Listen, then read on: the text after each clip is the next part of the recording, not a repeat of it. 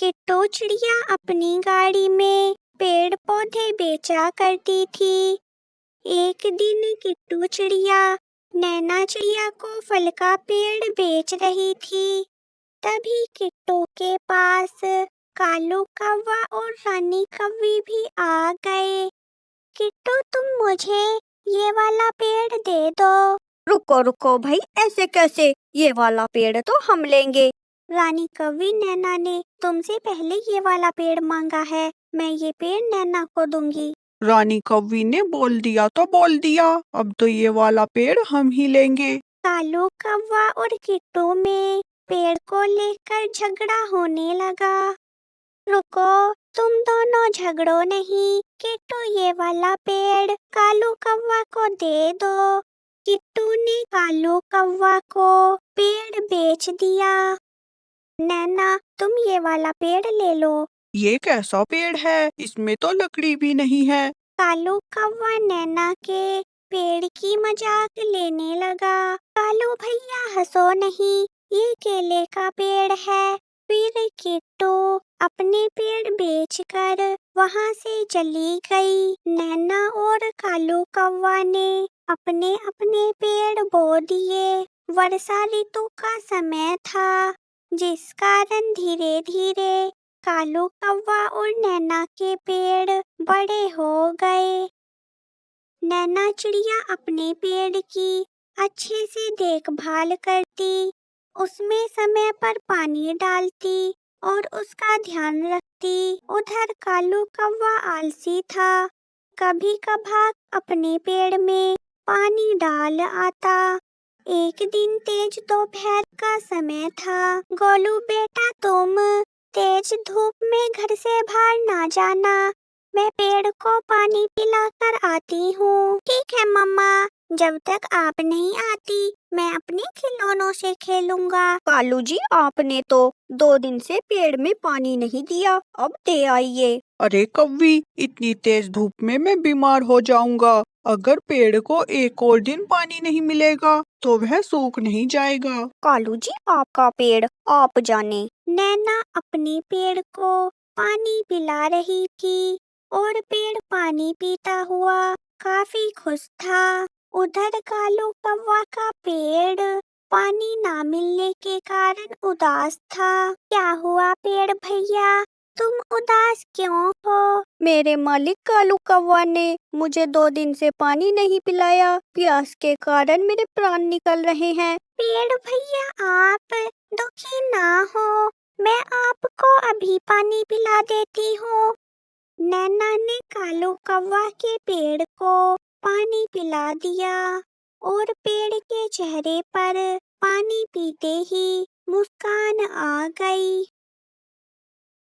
पेड़ दोस्त, नैना चिड़िया बहुत अच्छी है, वो मेरे साथ साथ तुम्हें भी रोज पानी पिला दिया करेगी। अगले दिन कालू कौवा पेड़ों के पास आया। अरे, नैना के पेड़ पर तो फल भी आने लगे। कालू कौवा ने अपने पेड़ की तरफ मुड़कर देखा तो उस पर एक भी फल नहीं था। तभी वहां पर नैना चिड़िया आ गई। नैना, मेरे पेड़ पर तो एक भी फल नहीं है और तुम्हारे पेड़ पर फल भी आने लगे। कालू भैया, मैं प्रतिदिन अपने पेड़ को पानी पिलाती हूँ और इसकी अच्छे से देखभाल करती हूँ। कालू कौवा ने घर आकर कौवी को सारी बात बताई। कौवी तुरंत अपने दोस्त जूसी कबूतर के पास आई और जूसी कबूतर से पेड़ को सुखाने वाली दवाई लेकर कालू कौवा के पास आई। कौवी, ये क्या लेकर आई हो? कालू जी, ये पेड़ सुखाने वाली दवाई है, रात में जाकर आप ये दवाई नैना के पेड़ में डाल आना। कालू कौवा रात में चुपके से पेड़ के पास आया और पेड़ की जड़ में दवाई डालकर वापस घर लौट गया। अगले दिन नैना का पेड़ सूखने लगा था। नैना पेड़ को देखकर बहुत दुखी थी। तभी वहां से जाती हुई किट्टू की नजर नैना पर पड़ी। किट्टू नैना के पास आई। नैना ने किट्टू को अपना सूखता पेड़ दिखाया। किट्टू ने नैना को एक दवाई दी। नैना, इस दवाई को पेड़ की जड़ में डाल देना, तुम्हारा पेड़ फिर से हरा भरा हो जाएगा। फिर किट्टू अपनी गाड़ी लेकर अपने पेड़ पौधे बेचने चली गई। नैना पेड़ की जड़ में दवाई डालकर अपने घर आ गई। अगले दिन नैना का पेड़ फिर से हरा भरा हो गया। कालू जी, नैना का पेड़ तो फिर से हरा भरा हो गया। कालू जी, हमारे पेड़ पर तो फल आते नहीं, इससे अच्छा तो हम उसकी लकड़ियां बेचकर पैसे कमा लें। कौवी, मैं भी कई दिनों से यही सोच रहा था कि उस पेड़ को काट कर उसकी लकड़ियां बेच दूं। अगले दिन कालू कौवा कुल्हाड़ी लेकर उस पेड़ को काटने के लिए आ गया। हंस लो जितना हंसना है, आज मैं तुम्हें जड़ से काट दूंगा। कालू कौवा, मुझे ना काटो। पेड़ कालू कौवा के सामने रो रहा था, लेकिन कालू कौवा ने पेड़ की एक ना सुनी और पेड़ पर कुल्हाड़ी चला दी। रुको कालू कौवा, पेड़ को ना काटो। कालू कौवा ने पीछे मुड़कर देखा। कालू कौवा, तुम इस पेड़ को काट कर इसका क्या करोगे? इसकी लकड़ियां बेचकर पैसे कमाऊंगा। तुम इसकी लकड़ियां बेचकर कितने पैसे कमा लोगे? पूरे 500 रुपए। मैं तुम्हें 500 रुपए देती हूँ, तुम ये पेड़ मुझे बेच दो। कालू कौवा ने नैना से पैसे ले लिए और पेड़ नैना को बेचकर वहाँ से चला गया। पेड़ भैया, तुम डरो नहीं, अब तुम्हें कोई नहीं काटेगा।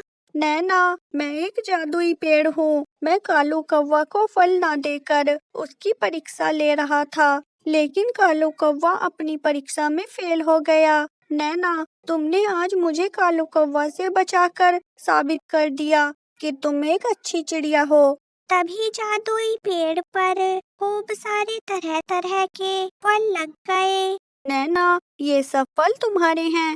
अब नैना चिड़िया पेड़ से फल तोड़कर बेचने लगी थी और अपने दोनों पेड़ों का अच्छे से ध्यान रखने लगी थी। एक दिन कौवी नैना को फल बेचते देखकर कालू कौवा के पास आई। कालू जी, हमारे पेड़ पर तरह तरह के फल लगे हैं और नैना उन्हें बेचकर पैसे कमा रही है। मुझे तो उस पेड़ ने एक भी फल नहीं दिया। उस पेड़ ने मुझे धोखा दिया है। मैं आज उसे जड़ से काट दूंगा। कालू कौवा और कौवी पेड़ को काटने के लिए आ गए। कालू भैया, तुम्हें भी फल लेने हैं? नैना, मैं यहाँ तुम्हारे फल लेने नहीं, इस पेड़ को काटने आया हूँ। कालू कौवा, मैं तुम्हें इस पेड़ को नहीं काटने दूंगी। कौवी, तुम इस नैना को पकड़ो और मैं इस पेड़ को काटता हूँ। रानी कौवी ने नैना को जोर से पकड़ लिया और कालू कौवा पेड़ को काटने लगा। तभी जादुई पेड़ को गुस्सा आ गया। जादुई पेड़ ने कालू कौवा को पकड़ लिया और जादुई पेड़ कालू कौवा को पटक पटक कर पीटने लगा। आंटी, आंटी, छोड़ दो, मेरी मम्मा को छोड़ दो। कौवी, नैना को छोड़ दे, वरना तेरा हाल भी इस कालू कौवा जैसा होगा। रानी कौवी ने नैना को छोड़ दिया और जादुई पेड़ से डरकर भाग गई। जादुई पेड़ ने कालू कौवा को घुमाकर दूर फेंक कर मारा। कालू कौवा भी पेड़ से डरकर भाग गया। उसके बाद कभी भी कालू कौवा ने पेड़ और नैना की तरफ नहीं देखा।